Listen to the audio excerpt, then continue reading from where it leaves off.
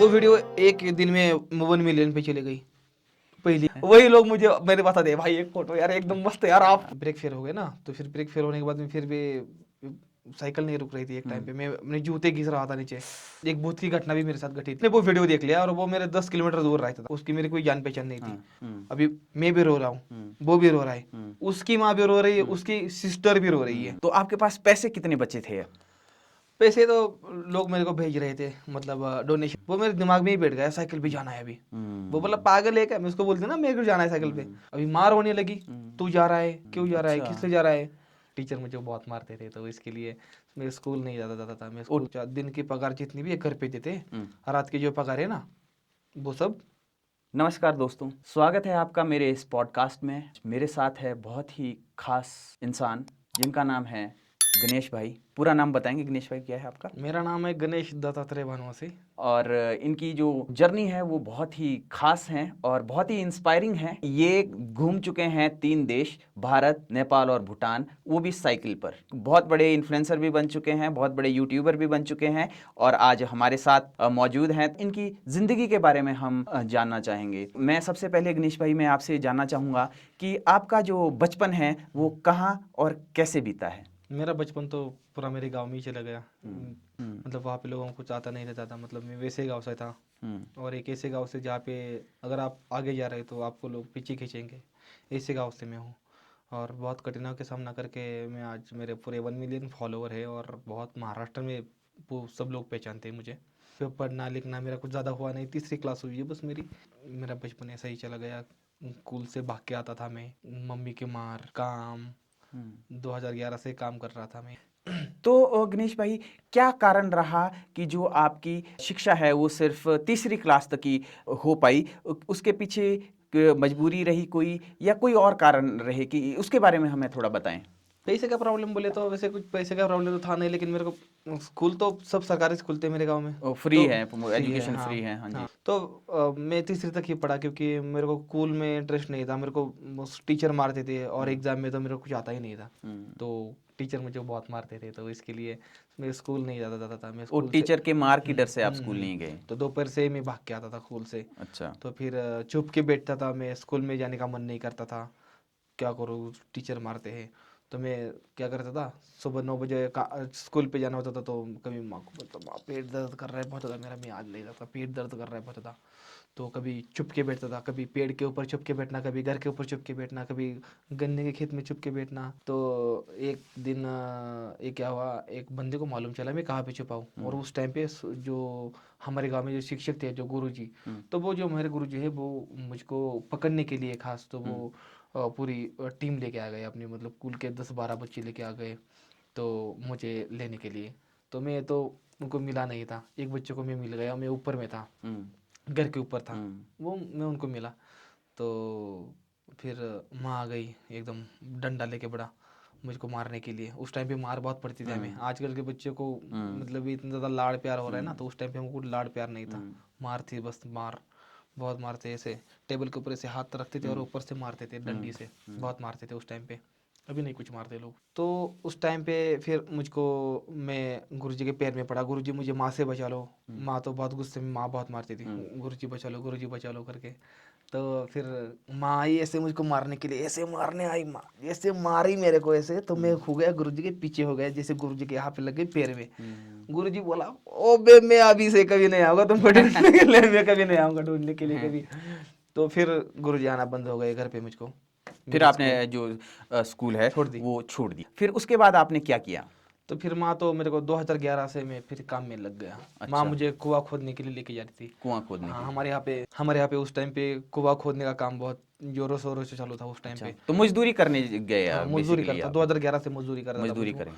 उस टाइम पे मुझे कुछ मालूम नहीं था कि क्या करना है, क्यों नहीं, क्या ये पता नहीं था बस उस ये है टाइम, कि स्कूल समझता नहीं था उस स्कूल टाइम पे। नहीं जाना है हाँ बस। हाँ, बस स्कूल नहीं जाना, बस ये डिसाइड कर लेता स्कूल नहीं जाना है मेरे को। काम करता था तो मैं कुआं खोदता था, तो फिर मेरे पैर में बहुत ज़्यादा लगता था, खून निकलता, चप्पल नहीं थी उस टाइम पे पैर से। माँ पे रोती थी मेरे बच्चे चप्पल को। भी नहीं थी हाँ, आपके पास? माँ सोचती थी मेरे को, बच्चे को क्या करना पड़ रहा है, ये क्या करना पड़ रहा है, मेरा बच्चा भी मेरे से काम कर रहा है। माँ बहुत पुराने से लोगों के खेत में ये मजदूरी कर। मजदूरी करने जाते थे। फिर ये सब में भी काम करने लगा उनके पीछे, तो माँ बाप को बुरा लगता था मेरा बच्चा भी यही काम कर रहा है। और पिताजी भी आपकी मजदूरी करते हैं? वही सब हाँ, वो भी अभी भी मजदूरी। मजदूरी करते हैं अच्छा। अभी। हाँ, तो उस टाइम पे मजदूरी करता मैं, लेकिन फिर मैं कुआं खोदता था नीचे, तो ब्लास्टिंग का ट्रैक्टर होता है ब्लास्ट करने के लिए, वो ट्रैक्टर चलाता था मैं कभी कभी बीच बीच में थोड़ा थोड़ा, मुझको वो आने लगा ट्रैक्टर चलाने के लिए। तो फिर वैसे मैं पूरा ट्रैक्टर सीख गया चलाने के लिए। तो फिर उसके बाद में मैं चला गया, फिर एक ट्रैक्टर पे गया मैं काम करने के लिए, तो मेरा कुआं का काम तो मेरा छूट गया, कुआं खोदने का काम मेरा छूट गया, तो मैं चला गया फिर ट्रैक्टर चलाने के लिए। तो फिर ट्रैक्टर चलाने के लिए उस टाइम पे जब चला गया, तो लोगों के खेत जोतना ये वो सब चीज़ें, तो फिर मैं टिपर ट्रायली उसको लगा के फिर मैं जाता था जेसीबी के नीचे भरने के लिए। तो फिर जेसीबी के पीछे भर के फिर मैं जेसीबी सीख गया। फिर मैं जेसीबी सीखने के बाद मेरा ट्रैक्टर का काम छूट गया। ट्रैक्टर पे मुझे महीना 6,000 मिलता था। अच्छा। जेसीबी पे मुझे 10-12 हज़ार महीना मिलता था वहाँ पे। तो माँ को बहुत अच्छा लगने लगा, मेरा बेटा भी जेसीबी चलाने लगा, पगार ज़्यादा मिलने लगे ना। और उस टाइम पे मैं मेरे गांव में सबसे पहला बच्चा होऊंगा जो इतनी कम उम्र में कमाई कर इतना कमाई कर रहा था। तो लोग बोलते वाह यार, आपका बेटा तो ये कर रहा है, आपका बेटा तो वो कर रहा है, तो लोगों को अच्छा लगने लगा ना, भी काम कर रहा है। लोगों अगर अगर आप लोगों से कुछ अलग करोगे ना, तो लोग आपको पागल कहेंगे, लोग बिल्कुल पागल सर। कहेंगे। हाँ, बिल्कुल अगर बिल्कुल। लोगों के साथ काम करोगे, काम खुदाई करोगे, हाँ, अरे यार चलो कितनी ठीक है मेहनत जी। कर रहा है, हाँ, कितनी यही करेंगे, अच्छा बच्चा ऐसे, है हाँ जी। हाँ, ऐसे बोलते ठीक हैं है लोग। जी, होनहार तो हैं। हाँ, अभी मैं ये करता हूँ साइकिल भी, पागल है वो, ये करता है वो करता है, उनको कुछ मालूम नहीं है ना इसके बारे में। तो बात ऐसी हुई कि फिर मैं जेसीबी पे चला गया। फिर जेसीबी से पीछे भरने के लिए बड़े हाईवा कंटेनर आते थे, तो मैं कंटेनर सीख गया, फिर मैं कंटेनर चलाने लगा। अच्छा। तो फिर मैं कंटेनर जाता है बड़े शहर। पॉकलैंड के नीचे भरने के लिए, पॉकलैंड, अच्छा। पॉकलैंड जो बड़े बड़े पॉकलैंड होते हैं, फिर उनके बड़ी नीचे, खान के नीचे राइट, में भरते क्या थे आप? जो मिट्टी निकलती थी, मिट बड़े बड़े पत्थर वो अच्छा। भरते थे। तो फिर मैं वैसे करके फिर पॉकलैंड में बैठता था। फिर मैं पॉकलैंड सीख गई चलने के लिए। पॉकलैंड पे भी मुझे अच्छी खासी तनख्वाह मिलने लगी। फिर पॉकलैंड सीखते फिर मैंने एक गाड़ी ली उस टाइम, अब गाड़ी मतलब बाइक हाँ, बाइक ली? बाइक, किसी खदान पे काम करते थे हाँ, और फिर आपने बाइक खरीदी? 30,000 रुपए की।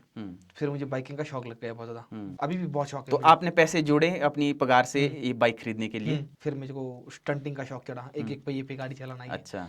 गाड़ी पीछे से उड़ाना, आगे से उड़ाना, एक एक पहिए पे घुमाना, वो सब कुछ करते हैं आप? सब। हाँ, व्हीली स्टंट कर स्टॉपी, लेते हैं। अच्छा। रोलिंग स्टॉपी, हाइचर व्हीली, ये सब सब स्टंट आते हैं मुझे। तो एजुकेशन तो मेरी कुछ हुई नहीं थी, मुझे पढ़ने के लिए तो कुछ आता नहीं था। तो फिर मैंने क्या किया ना, स्टंट राइडिंग मोबाइल पे देखता था मैं कि यार कैसे करते हैं लोग, चल मैं भी करता हूँ। तो मैं स्टंट राइडिंग सीख गया, लेकिन वो वही है, मुझे स्टंट राइडिंग करने के लिए जाना था, लेकिन कहीं इवेंट के लिए तो फॉर्म भरना, लिखना पढ़ना कुछ आता नहीं था। तो मैंने फिर छोड़ दिया, मुझे वहाँ पे हिम्मत हारा, चले गए 2-3 साल ऐसे चले गए।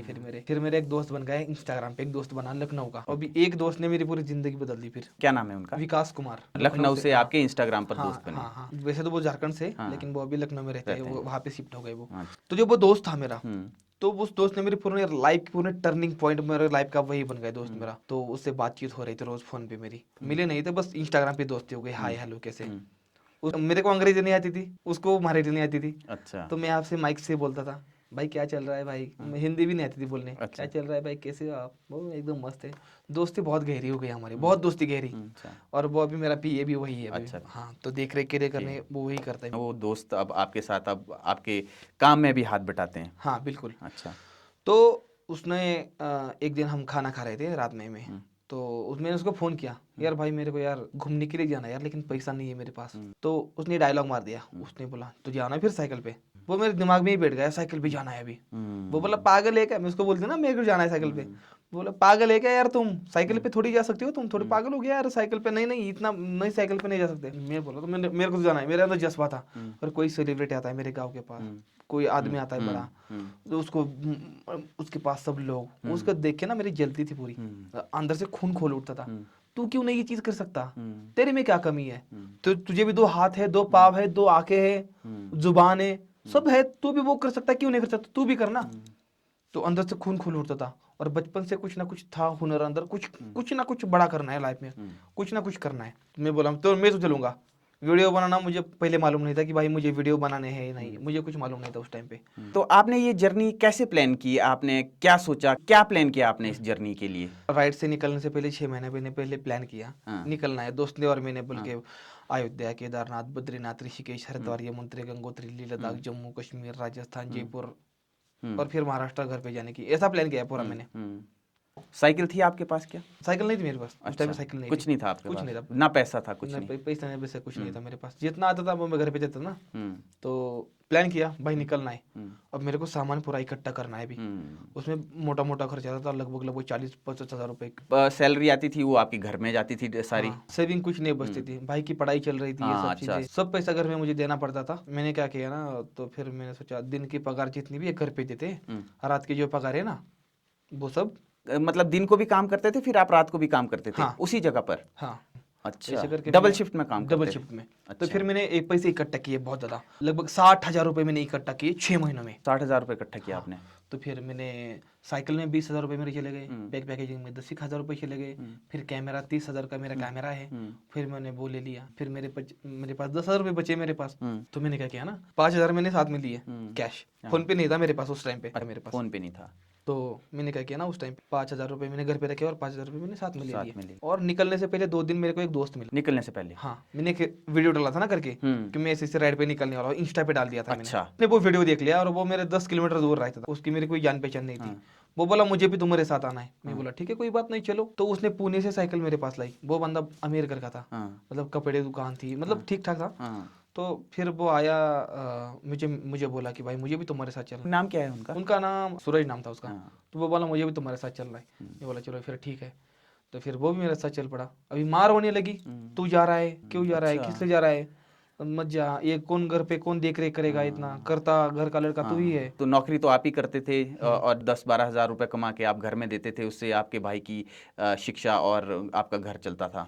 फिर बात ऐसी हो गई ना कि माँ भी रोने लगी, पापा की भी आंख में आंसू थे कि तू साइकिल से निकल रहा है ये वो। तो फिर भाई बोल रहा था मम्मी को, अरे इसको कुछ पढ़ने के लिए आता नहीं, क्या है ये, यहाँ से जाके आएगा वापस 2 दिन में आ जाएगा, तो टेंशन मत रो। लेकिन मुझे मालूम था मैं जाऊंगा तो मैं नहीं आऊंगा, फिर दोबारा जाऊंगा तो फिर बहुत देर बाद आऊंगा, फिर पूरा सपना करके आऊंगा। मेरा पता नहीं था मुझे, बट ये मालूम था कि मुझे कुछ ना कुछ करना है। मुझे पता नहीं था कि मैं इतना फेमस हो जाऊंगा, 1 मिलियन फॉलोअर हो जाएंगे, ये मुझे पता नहीं था। बस मुझे पता था कि मैं कुछ ना कुछ मैं करूंगा। अभी कैसा होगा क्या होगा ये मुझे मालूम था, बस होगा ये मालूम था। चल पड़ा मैं। लेकिन माँ को एक बात बोला, मैं माँ को बोला देख मैं जा तो रहा हूँ, लेकिन जब वापस आऊंगा ना तो तेरे आंख में खुशी के आंसू होंगे, ठीक है। तो फिर माँ रोने लगी, सब रोने लगे। माँ ने आरती तो निकाली, मैं निकल पड़ा, दोनों साथ में निकले हम। दोनों साथ में निकलने के बाद तो 10-11 दिन तक हम साथ में थे। इंदौर में आए हम, 700-800 किलोमीटर हमने रनिंग दोनों साथ में निकाली। तो फिर हमारा बॉन्डिंग बन गया दोनों का, मस्त एकदम भाई जैसा। तो इंदौर में आने के बाद वो फिर बोला यार मेरे कलाई में दर्द हो रहा है, मुझे वापस जाना पड़ेगा। मेरे आँख से आंसू आ गए मेरे। मैं बोला यार मत जा यार, तू जाएगा तो फिर मैं कैसे चलूंगा आगे, मुझे कुछ मालूम नहीं है, रोड में नहीं पता, मुझे को कुछ पता नहीं है, तो मैं कैसे जाऊंगा आगे यार। वो बोला देख मुझे जाना पड़ेगा, हाथ दर्द कर रहा है। अभी मैं भी रो रहा हूँ, वो भी रो रहा है, उसकी माँ भी रो रही है, उसकी सिस्टर भी रो रही है, तो सब लोग रो रहे हैं। वो फोन पे बात कर रहे थे उनसे? हाँ, वीडियो फोन कॉल से, पे? हाँ। तो फिर वो वहां से चला जाने के टाइम पे हम सब रो रहे थे। 5:30 बजे थे उस टाइम पे, लगभग 5:30 बजे उसने मुझे छोड़ दिया। वो फिर वापस चला गया वहां से, और फिर मैं आगे चला गया। फिर आपका मन किया कि आप भी वापस जाएं? मेरा भी मन किया मैं भी वापस चला जाऊँ, लेकिन मुझे पढ़ना लिखना आता नहीं था, तो पता नहीं था ना कौन सी गाड़ी में बैठना है, कौन सी ट्रेन में बैठना है, कहाँ से कैसे जाना है, पता नहीं था कुछ मेरे को। फिर मैं सोचा चलो आगे चलते हैं। तो फिर सूरज ने मुझे उस टाइम पे वहाँ पे छोड़ दिया, तो फिर मैं वहाँ से चला गया आगे, रोता हुआ चला गया। मैं बहुत रो रहा था, बहुत बहुत रो रहा था मैं। उसकी माँ भी मुझे फोन पे बात कर रही थी, मैं फिर भी रो रहा था, दोनों बात कर रहे थे, उसकी माँ और मैं साथ में फोन पे रो रहे थे हम दोनों भी। क्या बात हो रही थी कि तुम भी वापस आ जाओ? हाँ, मेरे को बोल रही थी वो, बेटा तुम आगे आगे अकेले जा रहे हो, मत जाओ आगे अकेले, दिक्कत हो जाएगी, तुम वापस आ जाओ। मैं बोला नहीं मुझे जाना है। तो फिर मैं चला गया, फिर भी आगे आगे उज्जैन में चला गया। उज्जैन पहुंचे? उज्जैन इंदौर के में बाद पहुंचा, उज्जैन? और सोने के लिए वहाँ पे जगह नहीं दी मुझे किसी ने। मंदिर वहाँ पे एक भक्ति निवास बोल के भी एक जगह है, वहाँ पे जगह नहीं थी, तो मैं वहाँ पे साइड में एक सीढ़ी आती, वहाँ पे सो गया, उसके पास ही सो गया मैं। वहाँ पे सोने के बाद फिर सुबह मेरे को जब मैं उठा तो मैं सोचा यार चलो चलते वापस, लेकिन कुछ पता नहीं था किसी पे करना है क्या, तो फिर चल पड़ा आगे फिर। और साइकिल पे भी वापस जाने का रास्ता मालूम नहीं था। हाँ। सूरज की इतनी अहमियत क्यों थी आपकी जर्नी में? वो हेल्प ये करता था कि किसी गांव से जाना है, कहाँ से निकलना है, तो आपको फोन चलाना भी नहीं आता था, वही रास्ते देखता था, वही रूट देखता था। तो अब आप साइकिल से भी वापस नहीं जा सकते थे? बिल्कुल बिल्कुल बिल्कुल। तो उसी टाइम पे तो वो सब जो भी चीज़ें है वो देखता था, किसी गांव से निकलना है, किसी शॉर्टकट से निकलना है। मैं बस हाईवे बोलता था चलो हाईवे से निकलते हैं। वो बोला नहीं यहाँ से जाएंगे तो रनिंग बच जाएगी, यहाँ से जाएंगे तो रनिंग बचेगी, यहाँ से दूर हो जाएगी। तो फिर उसकी वजह से कुछ थोड़ी बहुत चीज़ें सीखने को मिली मुझे। Okay okay. ये जो 800 किलोमीटर की जर्नी थी, इसमें आपने सूरज के साथ बहुत कुछ सीख लिया होगा। मैं पूछना चाहूँगा तो आप घर से चले थे 5,000 रुपए लेकर। अब आपके पास कितने पैसे थे और आपने कैसे मैनेज किया? उन 5,000 रुपए में क्या क्या आप लोगों ने किया? वो 5 मेरे पास थे और उसके पास भी थोड़े बहुत थे। तो मैं चूल्हा लाया था ना, उस पे खिचड़ी बनाना, थोड़ा बहुत ये करना, तो लोग मदद करते थे, लोग खाना पीना थोड़ा देते थे रोज से। अच्छा। क्योंकि पहना हुआ उस टाइम पे एकदम नॉर्मल था ना, वो टोपी पहनना, फिर वो गमछा गले में मला हुआ, फिर एकदम बरमोड़ा इतनी छोटी चड्डी पहन के वैसे निकल जाता था मैं। लोगों को दया आती थी, लोग देते थे, हर हर महादेव में बोलता था तो लोग देते थे मुझे खाना खाने के लिए। तो आप लोगों से बात करते थे कि मैं ऐसी जर्नी है मेरी, मैं देश देश घूम रहा हूँ, तो उनको पता चलता था तो आपको वो हेल्प कर लेते थे। तो गणेश भाई, आप पहले साइकिल नहीं चलाते थे, तो आपको कोई डिफिकल्टीज आई स्टार्टिंग में? दर्द हुआ? घुटने दर्द करते थे बहुत ज़्यादा, हाँ, क्योंकि चलाने थे कि फिर ये लेग्स बहुत दर्द करने लगे फिर मेरे। फिर भी मैं हार नहीं माना, फिर भी मैं चल पड़ा अकेले, आगे चल पड़ा। तो फिर मैं यहाँ पे आया, बरेली में आया। बरेली में आने के बाद मैंने क्या किया ना, मैंने पैसे नहीं थे मेरे पास, पैसे बहुत कम बचे थे। 4,000 तो मेरे चले गए थे पूरे, बस 1,000 1,500 मेरे पास बचे हुए थे उस टाइम पे। तो फिर मैंने क्या किया ना, मैं यार एक वीडियो डाला मैंने उस टाइम पे। फिर मैंने समोसे खा रहा था ना मैं उस टाइम पे, 30 रुपए के 6 समोसे लिए मैंने। अच्छा। और वो समोसे लेने के बाद मैंने क्या किया ना, मैंने फिर वो एक वीडियो बनाया कैमरे से, मेरे पास कैमरा था। मैं बोला हर हर महादेव मित्रांनो, हर हर महादेव, हर हर महादेव दोस्तों, ये है मेरे पास समोसे, आ जाओ खाना खाने के लिए। ये समोसे है, ये 30 रुपए के 6 समोसे लिए, और ये समोसे अभी मैं दोपहर में 2 खाऊंगा, और सुबह 2 और शाम को 2 खाऊंगा, और ऐसे मेरा पेट भर जाएगा। और मैं साइकिल यात्रा कर रहा हूँ और पूरी ऑल इंडिया की, ऐसे मैंने बता दिया जो जो कर रहा हूँ। डाल दिया आपने, और वो वीडियो मैंने डाल दी, और लास्ट में हर हर महादेव बोल दिया। वो वीडियो एक दिन में 1 मिलियन पे चली गई। पहली दूसरी तीसरी वीडियो थी शायद, वो 1 मिलियन पे चली गई। तो लोगों का प्यार, भाई फोन पे नंबर डालो, तुम स्कैनर डालो, हम तुमको मदद करेंगे। तो मैंने उस दोस्त को फोन किया मेरे, लखनऊ वाले, हाँ, मदद करने के लिए बोल रहे, नंबर डालने के लिए बोल रहे फोन पे का, ये तो क्या करे। तो फिर वो बोला डाल दो, फिर स्कैनर डाल दो वहाँ पे। मैंने स्कैनर जैसे डाल दिया ना, तो मेरे को 10 दिन में 5-6 हज़ार रुपए की मदद मुझे हुई, और फिर अच्छी खासी मदद होने लगी। तो मुझे मोटिवेशन बढ़ने लगा, चलो यार हमारी वीडियो लोगों को अच्छा लगने लगी है, डोनेशन भी थोड़ा बहुत आ रहा है, तो चलो। तो खाना पीना भी रोज अच्छा अच्छा होने लगा मेरा, फिर वीडियो बनाने लगा, फिर मोटिवेशन मेरा भी बढ़ने लगा। अच्छा, जब आप घर से चले थे तो आपका ये प्लान नहीं था कि आप एक इन्फ्लुएंसर बनेंगे, वीडियोस बनाएंगे, यूट्यूबर बनेंगे और डालेंगे तो, और उससे आपके फॉलोअर्स बढ़ेंगे? पहले ये प्लान नहीं था नहीं, आपका? बिल्कुल नहीं, बिल्कुल नहीं। आप सिर्फ घूमने निकले थे? बस घूमने निकला था। बस मुझे इतना पता था कि नहीं, साइकिल चलाने से कुछ ना कुछ तो हो जाएगा, बस इतना आइडिया था।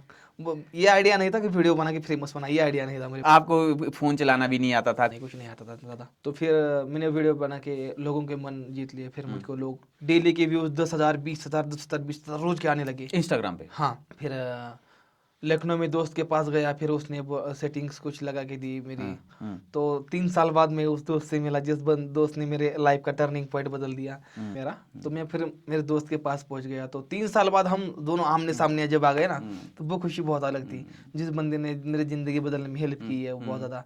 तो उसके पास मिले, एकदम 2-3 दिन रहे, बहुत अच्छा लगा उसके पास से। तो फिर मैं निकल पड़ा, वहाँ से मैं चला गया मुक्तेश्वर, जो कि अल्मोड़ा जिले में आता है, उत्तराखंड में। तो फिर वहाँ पे जाने के बाद नया नया आता था थोड़ा बहुत में। तो वहाँ पे शाम के 7 बजे अंधेरा पड़ने लगा, चढ़ाई बहुत लगने लगी मुझे। मैंने शॉर्टकट लिया था, चढ़ाई बहुत लगी, और पहाड़ों में घर भी कुछ नहीं थे। तो वहाँ पे मैं रो रहा था, एक कोने में बैठ के मैं रो रहा था कि मुझे घर की याद आ रही है, माँ की याद आ रही है, सबकी याद आ रही है। मैं रो रहा था वहाँ पे, बहुत रो रहा था मैं। तो फिर एक बंदा है मेरे पास, एक आदमी आया, और वो मेरे को क्या बोला मालूम है, यार तुम क्यों रो रहे हो? मैं बोला भाई जी, मैं साइकिल से 4 धाम की यात्रा कर रहा हूँ, और मुझे रुकने के लिए जगह नहीं मिल रही, घर की भी याद आ रही है। मतलब दिल में जो था वो बोल दिया उसको। वो बोला देख, मेरा नीचे कैफे है, ठीक है, पहाड़ों से नीचे कैफे है, चलो उधर चल साइकिल लेके। मेरे कैफे में रुक गया, और रात में आराम कर दे, खाना पीना वहीं पे खा ले, तुमको तुम्हारे लिए खाना बना दूंगा। मैं बोला चलो ठीक है जी। तो उनके पास रुका रात में 12-1 बजे तक, उनके साथ जो अंदर की बातें शेयर की पूरी। तो अगर आपका खुद का मन अगर किसी व्यक्ति के पास हल्का करते हो ना, तो फिर बहुत अच्छा लगता है। तो मन हल्का करना भी बहुत ज़रूरी है लोगों के पास। तो फिर वहाँ से मैं चल पड़ा, मुक्तेश्वर के दर्शन लेके फिर चल पड़ा मैं ऊपर बद्रीनाथ। बद्रीनाथ में जाने का जो मेरा एक्सपीरियंस है ना, वो सबसे अलग था उस टाइम पे। बद्रीनाथ में जब मैं गया ना, मुझे कुछ मेडिकल इश्यूज बहुत आए थे उस टाइम पे। इश्यूज मतलब ऐसे थे कि पेट में दर्द होना, मतलब आपने जो प्राइवेट पार्ट होता है, उसमें मेरा दर्द हो रहा था, मुझे किडनी स्टोन था उस टाइम पे। अच्छा अच्छा। तो फिर मैं उसमें भी चल रहा था मैं। ओहो। तो उसमें मैं तो थोड़ा चलता था, थोड़ा रुकता था, थोड़ा पानी पीता था, थोड़ा रुकता था, थोड़ा चलता पानी पीता, लेकिन मैंने हार नहीं मानी। मैं फिर भी मैं चलता गया और फिर मैं चल पड़ा। ऐसे 15 दिन मेरे साथ ये प्रॉब्लम था। तो जब आपकी जर्नी स्टार्ट की थी तो आपका वेट कितना था, और इतनी साइकिलिंग करने के बाद, हजारों किलोमीटर चलने के बाद शरीर में क्या फर्क पड़ा? बहुत बड़ा। मैं पहलवान था, 90 kg वजन था मेरा उस टाइम अच्छा, पे। 90 केजी। हाँ, तो अभी 70-75 किलो वजन हो गया मेरा। अच्छा, 20 किलो। साइकिलिंग से बहुत वजन कम होता है। अच्छा। अब साइकिलिंग के बहुत फायदे हैं, लोगों ने साइकिलिंग से भी लोगों ने करनी चाहिए। तो बद्रीनाथ पहुंचे आप, क्योंकि पहाड़ी इलाका था, चढ़ाई है, बद्रीनाथ पहुंचते पहुंचते थोड़ी चढ़ाई भी लगती है, तो आपको क्या ऐसा नहीं लगा कि यार रहने देता हूँ? कभी लगा आपको कि मैं छोड़ देता हूँ, वापस चलता हूँ? मतलब ट्रैवलिंग करते समय एक ट्रैवलर के मन में बहुत कुछ सवाल चलते हैं। अगर वो सोलो राइड कर रहा है तो क्या होता है ना, जब अकेला चलता है ना आदमी, तो मन में सवाल आते हैं, यार तो क्यों कर रहा है, किस लिए कर रहा है, क्या मिलता है ये सब करके, क्या फायदा है लोगों को दिखा के, क्यों कर रहा है। तो वो प्रश्न भी खुद ही करते हैं और उत्तर भी खुद ही देते हैं। तो ऐसे में आपका खुद का माइंड बहुत ज्यादा स्ट्रांग हो जाता है, नॉर्मल लोगों से बहुत ज्यादा माइंड स्ट्रांग हो जाता है। तो फिर ये सब चीजों का सामना बहुत करना पड़ता है, फिर भी आगे चलना पड़ता है। हार नहीं माननी। एक होता है यहाँ से सोच, एक होती है यहाँ से सोच। अगर आप यहाँ से सोचोगे ना दिमाग से, तो डेफिनेटली आप आगे जाओगे। यहाँ से सोचोगे तो नॉर्मल पीछे आओगे आओगे। यहाँ का बहुत अलग अलग भावनाओं में बह जाओगे। हाँ, यहाँ भावना है, यहाँ यहाँ स्ट्रांग है। दिमाग है। स्ट्रांग दिमाग से सोचोगे ना तो डेफिनेटली आप आगे चले जाओगे। तो फिर मैं बद्रीनाथ में गया। और आपको एक बताना भूल गया, मैं बद्रीनाथ में मेरे साथ एक बहुत अच्छा किस्सा होता है, ठीक है। बद्रीनाथ से पीछे 10 किलोमीटर चढ़ाई लगी बहुत ज्यादा। मैं ऐसे ऊपर ही पहाड़ी दिखते, ऐसे ऐसे रोड दिखते थे, साइकिल लेके जाना है, 30 kg वजन साइकिल पे। पेट में कुछ सुबह से कुछ मैंने खाया नहीं था मैंने। हॉट चलते चलते तो फिर वो किडनी स्टोन का प्रॉब्लम था, बहुत भी दर्द करता था, चलना भी, किडनी स्टोन का प्रॉब्लम भी। तो ऊपर में गया, मैं बेहोश की हालत में था पूरा, मैं बेहोश होने वाला था। तो ये गाड़ी हमारे महाराष्ट्र की दिखी मेरे को। तो उसने भी देखा, मुझे महाराष्ट्र देखा था ना साइकिल के पीछे। उसने जैसे ही देखा ना, वो रुक गया। अरे भाई यार, यहाँ पे क्या कर रहा है। मैं भाई बोला, मुझे थोड़ा खाने के लिए दो यार, मैं बेहोश हो रहा हूँ, मुझे भूख लगी है बहुत ज़्यादा, मुझे खाने के लिए दे दो कुछ। तो उन्होंने चिप्स के पैकेट निकाल के थोड़े दिए, तो फिर मेरे को अच्छा लगने लगा। फिर मैंने खाना खाया। रात के 8 बजे मैं बद्रीनाथ में ऊपर में पहुंचा। अभी वहाँ पे एक भक्ति निवास है, तो वहाँ पे मुझे रात में रुकना था। तो वहाँ पे मैं रुकने के लिए गया रात में। मैं रुका रात में। अभी सुबह सुबह मैं उठा 7 बजे, दर्शन करने के लिए जाना है। दर्शन किया, 9 साढ़े 9 बजे बज गए। साइकिल लेके गया मैं मंदिर के पास, जो भी जितना भी सामान था वो रूम पे ही रख दिया मैंने। और फिर चल गया मैं। और मेरी यहाँ पे जागने के बाद मंदिर में दर्शन किया, और उसके वहां से आने के बाद मेरी पूरी यादें चली गई। यादें ही चली गई, कुछ याद ही नहीं कि मेरा सामान कहाँ पे रखा है, कहाँ पे। हाँ, ये हुआ मेरे साथ, हुआ है। अच्छा। मैं कहाँ से आया था, रोड कौन सा है, कुछ मालूम नहीं था। प्रॉब्लम हो गया मेरे को, ठंडी बहुत थी ऊपर में, हाई एल्टीट्यूड था वहाँ पे। हाई ऑल्टीट्यूड की वजह से आप पहली बार इतनी हाइट पे गए थे। मैं क्या किया ना, मेरे को एक पता था कि मेरे जहाँ से रूम है ना, वहां से मेरे को बस स्टॉप दिखता था, बस बस स्टॉप दिखता, ये बस मुझे मालूम था। मैं चला गया, मुझको बस स्टॉप दिखा। बस स्टॉप दिखने के बाद में एक ध्यान बात दिमाग में नहीं आ रहा था मेरे को। अच्छा। कौन सा रूम है, पहचानने में नहीं आ रहा था मुझे रूम। एक रात में जब मैं आ रहा था रुकने के लिए उस जगह पे, तो एक बंदा, एक जो खरमुरा बेचते हैं ना, वो चिप्स के पैकेट बेचते हैं, वो बोला, यार मैंने तुम कल रात देखा था। मैं बोला, भाई मेरे को कहाँ देखा था, मुझको बता पहले, मुझे याद नहीं है भाई कुछ। मैंने उसको बताया, हंसने लगा वो भी, यार बता दे कैसे नहीं यार। मैं बोला, यार सही में मुझको पता नहीं यार, मुझको बताओ यार कि मैं कहाँ से आया था। तो उसने बताया मुझको, तुम ऐसी ऐसी जगह से आए थे, वो रहा तुम्हारा वहाँ पे रूम है। तो फिर मैं वहाँ पे जाने के लिए उत्सुकता बहुत हो गई, और सामान मिल गया पूरा, चलो यहाँ से निकलते। ठीक कैसे हुए आपने, कोई मेडिकल हेल्प ली? जब आप नीचे उतरे तो आपको कोई फर्क पड़ा, और फिर आपको क्या हुआ? फर्क तो उस टाइम पे पड़ा, लेकिन फिर मैं वहां से बहुत जल्दी निकल गया वहां से। अच्छा। ऊपर बद्रीनाथ से मैं बहुत जल्दी निकल गया। फिर मेरे को माना जाना था ना, वहां से स्वर्ग में पांडव गए थे। तो फिर मैं वहां से बद्रीनाथ से भी झटक से निकल गया, फिर मेरे को ठीक लगा फिर। अच्छा, फिर आप ठीक हो गए जब आप थोड़े नीचे उतरे। आपके पास उज्जैन में जब आपने 3 समोसे खाए थे तो 1000 रुपए ही बच गए थे। तो अब आप बद्रीनाथ तक पहुंच गए, तो आपके पास पैसे कितने बचे थे? पैसे तो लोग मेरे को भेज रहे थे, मतलब डोनेशन मेरे को आ रहा था थोड़ा थोड़ा, तो उस डोनेशन में से तो वो कहाँ से वो पैसा आ रहा था आपके? मतलब वहां पे मैंने स्कैनर डाल दिया था ना। तो लोग आपकी हेल्प कर रहे थे। बद्रीनाथ के बाद कहाँ गए आप? केदारनाथ। वहां पर कोई प्रॉब्लम नहीं आई आपको, वो हाई ऑल्टीट्यूड की नहीं ऑक्सीजन वहां की? पे कुछ नहीं फिर हुआ। आप ठीक हो गए थे, मतलब आपको आदत हो गई थी आपके शरीर को? बिल्कुल। बद्रीनाथ से मैं जब चला तो मैं आया तुंगनाथ में। तुंगनाथ का ट्रैक किया, वो बहुत ब्यूटीफुल जगह है। पे जाके मतलब एकदम मन प्रसन्न हो गया मेरा। वो बीच में ही पड़ता है, चमोली के और केदारनाथ के बीच में पड़ता है, चोपता में। केदारनाथ की तरफ। हम्म, तो केदारनाथ में जाने के टाइम पे जो रास्ते में जो है हम्म, वो मेरे साइकिल के एक पहाड़ी के टाइम में मेरे ब्रेक फेल हो गए मेरे। ओ, ब्रेक फेल हो गए ना, तो फिर ब्रेक फेल होने के बाद में फिर भी साइकिल नहीं रुक रही थी एक टाइम पे, मैं अपने जूते घिस रहा था नीचे। तो फिर साइकिल लगभग 30-40 की स्पीड से थी और ढलान लगी थी, इस तरफ पूरी खाई थी और इस तरफ पूरा खड़ा पहाड़ था, हाँ, जो बहुत किन्नौर वाली खतरनाक, तरफ हाँ, वैसा रोड है ना, बहुत वैसा खतरनाक, वैसा रोड था। हाँ, तो फिर मैंने साइकिल जो है मेरा मोड़ आया था आगे, साइकिल नहीं मुड़ रही थी ना, हम्म, तो मैंने जो है साइकिल जो है वो पहाड़ी के ऊपर चढ़ा दी और गिर गए, एक तरफ साइकिल और एक तरफ में गिर गया, लेकिन मुझे कुछ लगा नहीं, ओ, फिर भी मुझे कुछ हुआ नहीं फिर भी। हम्म, तो फिर मैं चला गया फिर केदारनाथ, केदारनाथ के आने के बाद फिर मैं, बहुत से लोग बोलते थे यार तू साइकिल ऊपर लेके जा रहा है, मैं साइकिल ऊपर लेके गया था ना मैं, ऊपर तक, हाँ टॉप तक ले, मंदिर में लेके गया था। हम्म, तो मंदिर में साइकिल में जब लेके जाने वाला था तो उस टाइम पे लोग बोल रहे थे यार क्या साइकिल लेके जाएगा, तो साइकिल नहीं जा सकती ऊपर में, ये वो बहुत से लोग बोलने लगे। तो नहीं, मैं तो ठाम ही था, मैं तो जाना ही है मुझे ऊपर लेके। मैं साइकिल कंधे पे लेके ऊपर मंदिर में चला गया और रात में 11:45 पे ऊपर में पहुंचा था मैं मंदिर में। तो वो खुशी बहुत अलग थी, बहुत अच्छा लगा वो वहाँ पे। और फिर उसके बाद में फिर 2-3 दिन वहाँ पे रह के फिर वहाँ से नीचे आके फिर मैं चल पड़ा अपना लेह लद्दाख की तरफ। और यमुनोत्री गंगोत्री करने के बाद फिर आप वहाँ से वापस आए, हाँ, तो फिर लद्दाख जाने के लिए उत्तराखंड के बाद आपको हिमाचल आना पड़ा हो। हिमाचल आया था, फिर शिमला आया हम्म, और शिमला आने के बाद में आपसे दोस्ती हुई फिर।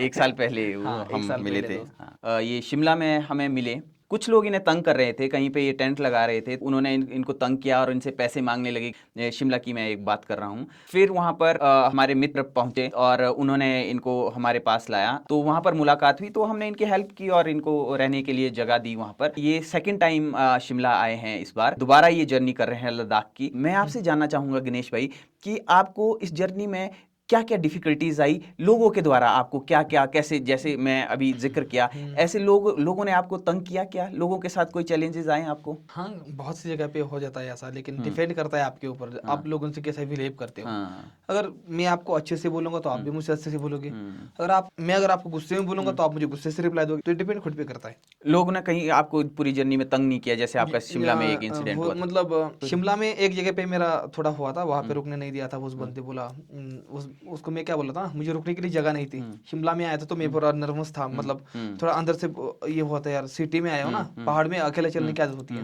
तो मैं सिटी में आने के बाद थोड़ा ये होने लगा यार, ये इतने लोग हैं यार, थोड़ा घबराहट टाइप होती है, रुकने के लिए कुछ मालूम नहीं, जगह इतनी इतनी अच्छी सिटी है। एजी कॉम्प्लेक्स की जब ऊपर चढ़ते ना, उस टाइप पे रोड की साइड में ही बिल्डिंग थी।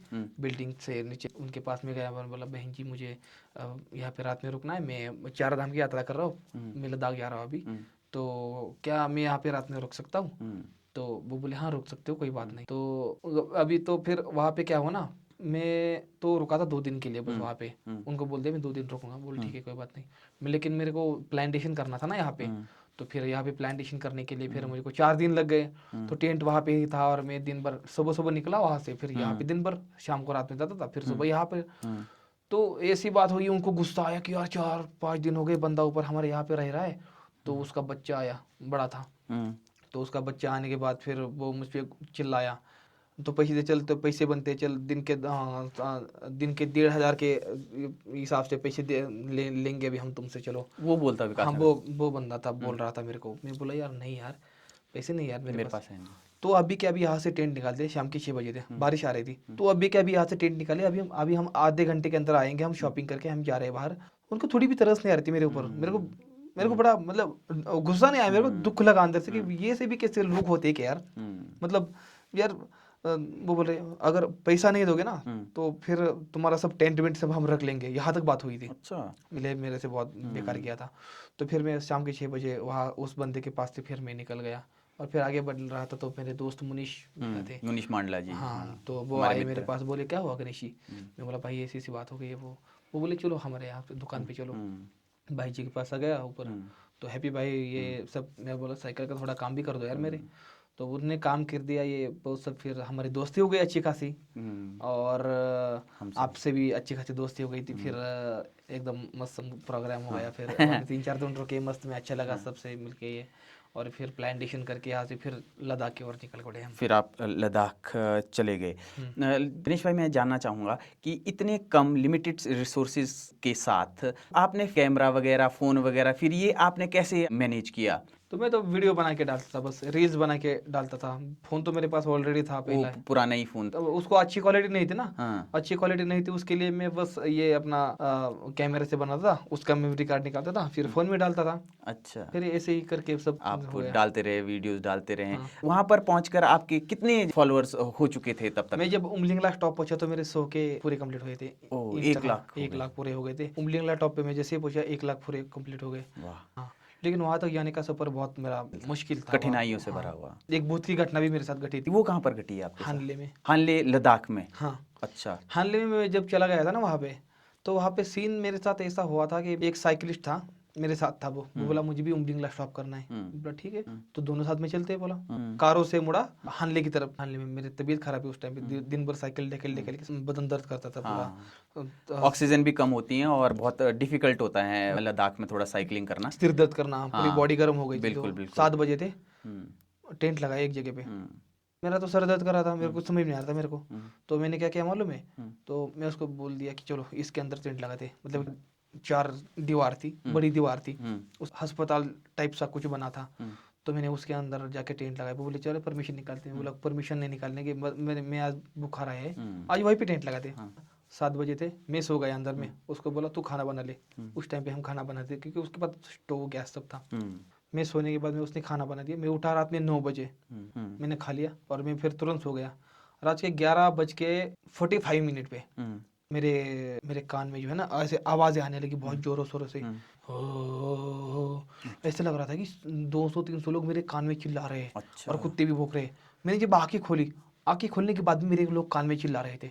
अभी भी मेरे रोंगटे खड़े हो गए मेरे वो सुनते ही। वो बहुत सीन डेंजर था। मैंने आंखें खोल दी, मैंने आंखें खोल रहा हूँ, मैं देख रहा हूँ बाहर मेरे कान में लोग चिल्लाए जा रहे हैं। उस बंदे साइड में सोया था, वो तो एकदम था। मैं उसको कुछ बोला नहीं, मैं उसको तुम पे कुछ।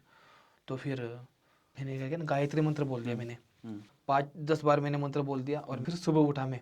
सुबह उठा और उसको बोल दिया मैं, यार मैं बोला यार तेरे को रात में कुछ आवाज़ आ रही थी? बोला थोड़ी बहुत हल्की आ रही थी मेरे को। मैं बोला यार चलो ठीक है। फिर मैं उसको कुछ बोला नहीं। मैं फिर उसको मैं फिर थोड़ा आगे चला गया। हानले से टेंट वेंट निकाला। सुबह 5 बजे जल्दी उजाला होता है वहाँ पे। मैंने टेंट निकाल के जरा थोड़ा नॉर्मल सा मैं आगे चला गया। और आगे चला जाने के बाद मैं एक आदमी से पूछा, यार भाई जी, मैं बोला यार वहाँ पे हमको बहुत सी गंदा फील हुआ रात में, वहाँ पे रुके थे ऐसी जगह पे, बहुत का मेरे को आवाज़ आ रही थी। वो बोला आप जिंदा बच गए हो, आपके लिए बहुत बड़ी बात है। अच्छा, लोकल आदमी ने बोला? हाँ, वहाँ का ही? आप जिंदा बचे, वहाँ पे अच्छी बात है। वहाँ पे रात में उस जगह पे कोई रुकता ही नहीं, क्योंकि वहाँ पे थोड़ा कुछ एक्सीडेंट हुआ था वहाँ पे। अच्छा, हॉस्पिटल था एक। ओके। हाँ, पहले वहाँ हॉस्पिटल था? हाँ, हॉस्पिटल की पूरी कांच ये टूटी थी और चारों दीवार थी बड़ी, और उसके अंदर एक हॉस्पिटल सा बना था।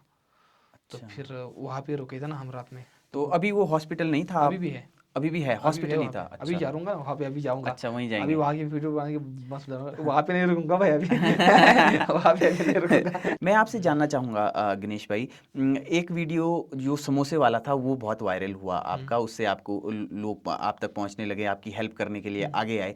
तो कोई और वीडियो था ऐसा कोई बहुत ही ज़्यादा वायरल हुआ हो? मेरे ऐसी वीडियो बहुत सी है, जैसे 11 मिलियन 20 मिलियन गई हो, ऐसी बहुत सी वीडियो है। लेकिन ये सब घर पे नेपाल से जाके आने के बाद में, अभी तो 3 कंट्री की है अपन ने। अच्छा, तो इंडिया, तो नेपाल, सारी ही आपकी वायरल हो जाती है? हाँ हाँ हो ऑलमोस्ट जाती है। मैक्सिमम सारी हाँ, आपकी ऐसी। वो तो मेन सिर्फ वो समोसे वाली वीडियो ही थी जिसकी 1 वजह से। मिलियन मैंने पहली वीडियो थी जो मिलियन में चली गई थी वो। हाँ। अब मैं जानना चाहूँगा गणेश भाई, आप की जर्नी ये बहुत लंबी है, 1.5 साल हो गए हैं। लद्दाख के बाद आप कहाँ गए हैं? लद्दाख के बाद में फिर श्रीनगर, कारगिल, जम्मू कश्मीर से होते हुए फिर मैं चला गया, मैं मेरे घर पे चला गया। फिर लेह लद्दाख से फिर आप दोबारा वापस महाराष्ट्र चले गए?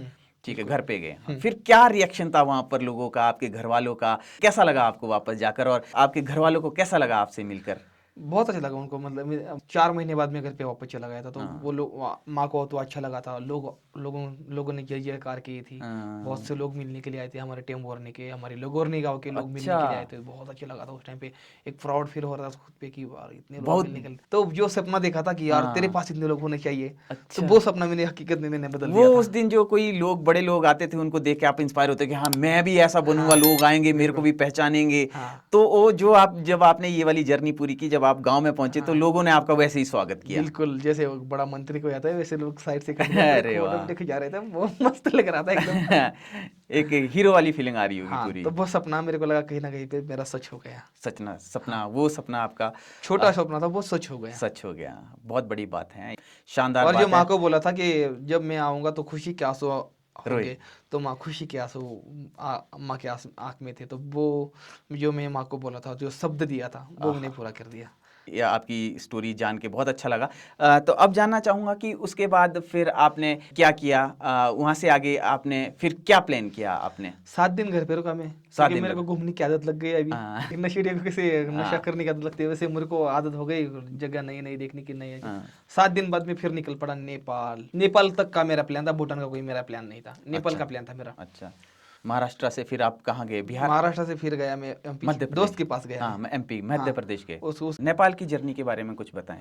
तो नेपाल की जर्नी ऐसे रही कि नेपाल में तो मैं गया, लेकिन नेपाल के रोड जो है ना वो बहुत ज़्यादा टफ है, बिकॉज बहुत ज़्यादा टफ है नेपाल के रोड, चढ़ाई बहुत है ना वहाँ पे। कच्चे भी होंगे। हाँ बहुत ज़्यादा। लेकिन मैं यहाँ पे गया, जनकपुर में गया था मैं, जनकपुर में एक सीन हुआ था मेरे साथ में।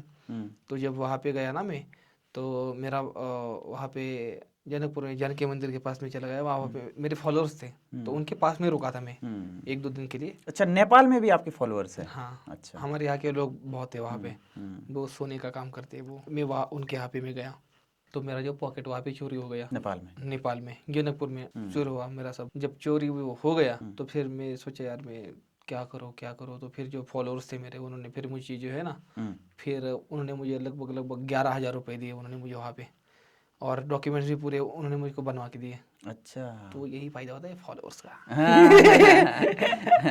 तो फॉलोअर्स होना भाई बहुत ज़्यादा ज़रूरी है भाई। तो हमारे भी हैं, हमें जो देख रहे हैं हमारे फॉलोअर्स ही हैं। अभी कहा उन्होंने फॉलो किया नहीं आपको अभी तक? कर रहे हैं, अब करेंगे, अब करेंगे। कर दो भाई साहब, कर दो, फॉलो कर दो। अच्छा चलिए, फिर आपका फिर आपको उन्होंने 11,000 रुपये दिए, और उसके बाद? फिर उसके बाद मैं चला गया गुवाहाटी, आसाम, अरुणाचल, तवांग। तो नेपाल में आप कौन कौन सी जगह गए नेपाल? नेपाल में मैं गया काठमांडू, पोखरा गया, उसके बाद फिर मैं काठमांडू, फिर गया मुक्तिनाथ, और फिर गया जनकपुर, जनकपुर। जहाँ पे मेरा पर्स चोरी हुआ, हाँ। वहाँ पे गया। लोगों ने बहुत ज़्यादा मदद की वहाँ पे, और फिर वहाँ से निकल पड़ा सिलीगुड़ी, फिर गया वहाँ से मैं, फिर सिलीगुड़ी गया, फिर सिलीगुड़ी से फिर ऊपर में गुवाहाटी, आसाम, ये करते हुए फिर अरुणाचल, तवांग, ये सब चाइना बाउंड्री घूम के फिर वापस आया मैं। तवांग में आपके साथ एक इंसिडेंट हुआ था, तो क्या घटना घटी थी आपके साथ, उसके बारे में कुछ बताएं। वहाँ पे सीन ऐसा हो रखा था मेरे साथ कि मैं तो नीचे रात में रुका था, मैं आर्मी कैंप में, मुझे जाना था शिला टॉप में। तो शिला टॉप मुझे ऊपर जाने के लिए मुझको लगभग शाम हो गई, आधा मतलब 5 किलोमीटर में निकला, और वहाँ से 5 किलोमीटर बाकी था। तो नीचे आर्मी कैंप से निकला, मैं रात में रुका था, फिर आगे स्लाइडिंग होना, ये रास्ते बंद, तो फिर वहाँ ऊपर जाने के लिए मुझे देर लग गई।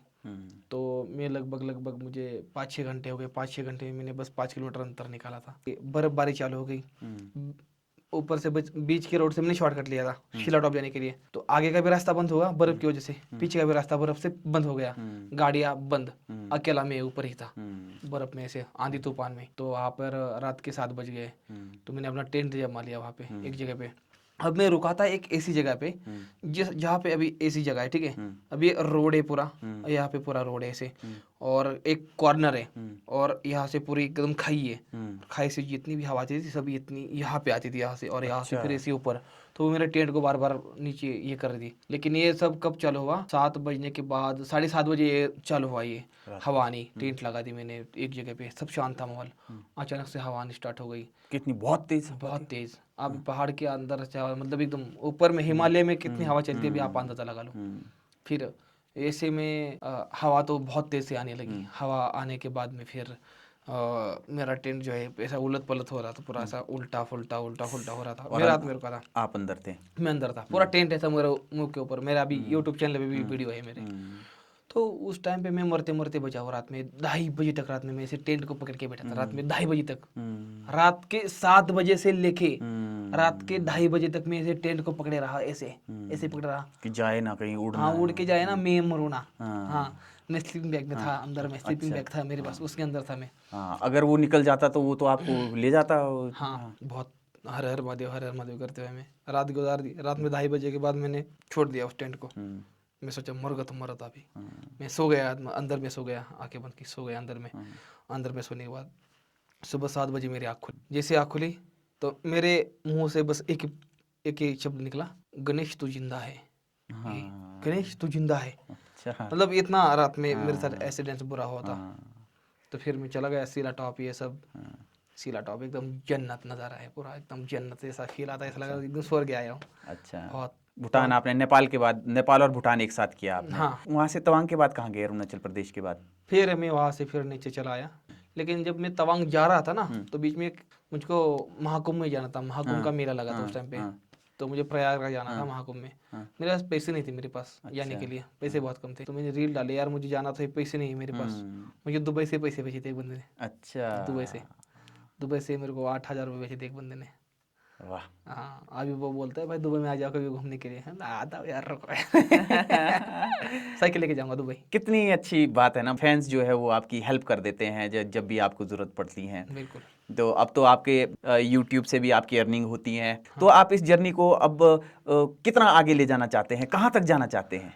अभी ये तो आपने अंदर की बात बोल दी पूरी। तो मैं भी अंदर की ये बात मेरा करने काम वाला। यही है, अंदर की बात को निचोड़ना। उसके लिए मैं बैठा हूँ सामने, उसके लिए ही अभी बैठा ये थोड़ा बिहाइंड द सीन है। हाँ, वो तो सब सीक्रेट चीज है। ये सीक्रेट है, लेकिन ठीक है, मैं बताऊंगा। मैं करूंगा India to London. India to London आपने हाँ। साइकिल पे करना है? एग्जैक्टली ये तो नहीं बता सकता कि साइकिल पे होगा, लेकिन मैं करना करूंगा। है, बाय रोड करना है। मैं बाय रोड करूंगा। बाय रोड बाय करना रोड है। करूंगा, भले ही लगभग करूंगा।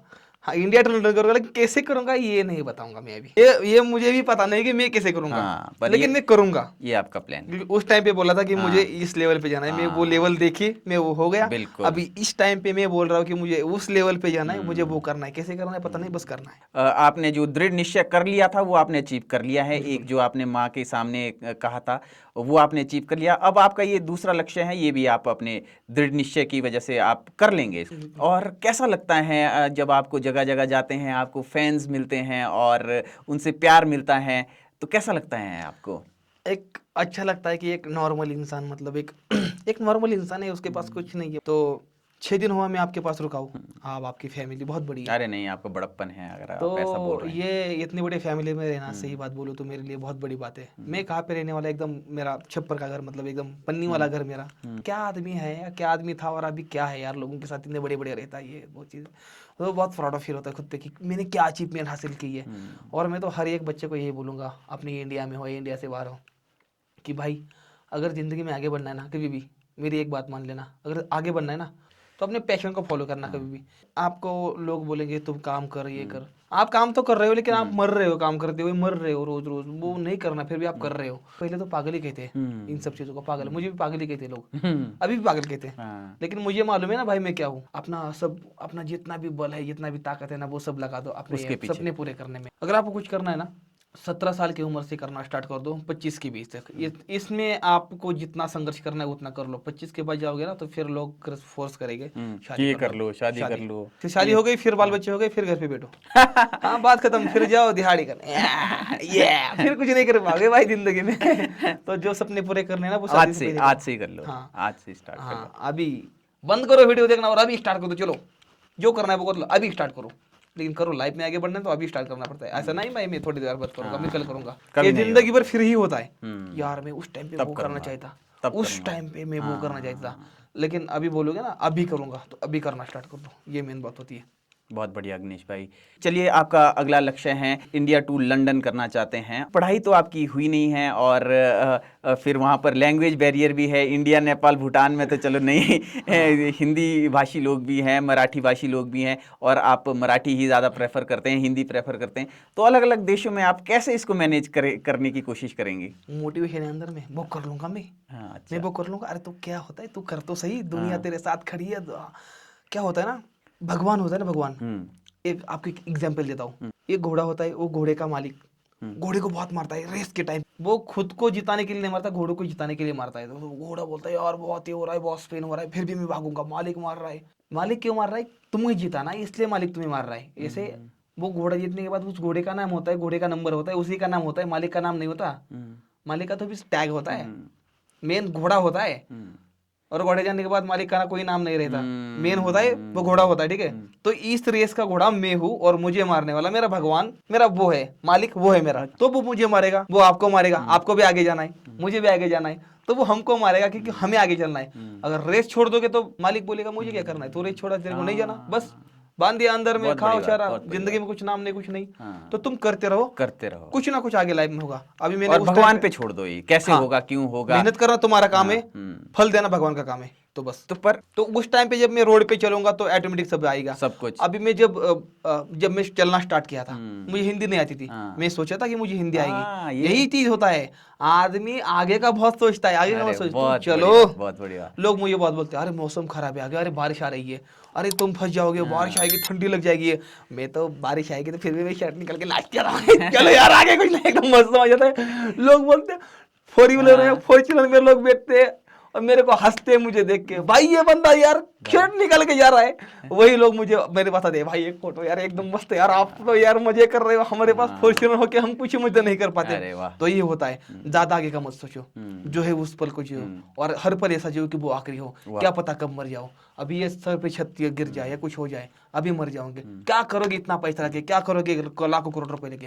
ट्रैवलिंग करो, ट्रैवलिंग करो, घूमो, नए लोग देखो, नई जगह देखो, कुछ नहीं घमंड ये ईगो कुछ नहीं है, मर जाएंगे कोई नहीं पूछेगा आपको। घूमो बस लाइफ में, ट्रैवलिंग करो, लोगों के साथ बात करो, बस यही मेन बात है। और चल रही है जिंदगी, भगवान देंगे फल आगे चल के। आप मेरे साथ आए, आपने इतना वक्त दिया मुझे, और मेरे लिए बहुत बड़ी बात है ये। और आगे भी आप जब शिमला आएंगे तो हम आपसे मिलेंगे, कोशिश करेंगे कि हम आपको आपकी जर्नी पे कभी मिलें। और इसके बाद जो आपकी जर्नी आगे की होने वाली है, कल से आप जाने वाले हैं, उसके लिए मैं आपको बहुत बहुत शुभकामनाएं देता हूँ। जितना हो सकेगा, जहाँ तक हम आपको सपोर्ट करते रहेंगे। गणेश भाई हैं, बिल्कुल सिंपल आदमी हैं, तीसरी पढ़े, दुनिया घूम रहे हैं, इनके पास एक भी रुपया नहीं था।